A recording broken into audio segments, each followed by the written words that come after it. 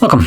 In front of me is a Samsung Galaxy Tab S7 Plus, and today I'll show you how to enable and set up the Do Not Disturb mode. Now, to get started, let's pull down the notification panel, expand it, and look for the D&D mode. So it's right over here for me. Now, once you find it, you can hold it like so, and this will take you to the settings, or you can quickly customize it. So, starting off, we have the toggle to actually enable it. Then we have for how long, which brings up this little panel right here. This is only accessible through the settings right here. So you can choose which option you want. By default, it is until you turn it off, so you do have to turn it on and off manually. But you can set it up to be a specific amount of hours. So you can add here how many hours you want it to turn on for every time you tap on the toggle. And that will basically right now stay for 3 hours every time I tap on the toggle right over here.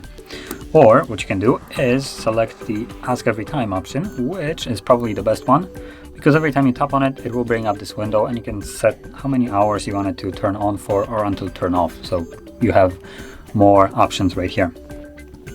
Now, underneath that, we have a schedule. So this just allows you to set up a schedule so the Do Not Disturb mode turns on, off automatically at a given time and day of the week that you will provide it with.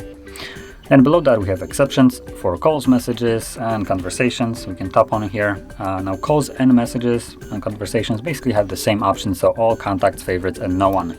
With the single difference that calls have this little option right here, repeated callers, which will allow people to reach you if they call you twice within a 15-minute period. So basically, they will completely bypass that the second time around, this option, whatever it's set to here. So by default, no one should be able to call you. And if you turn it on, they call you once, nothing. They call you the second time around, and voila, you're getting the call light as though Do Not Disturb mode is not even on.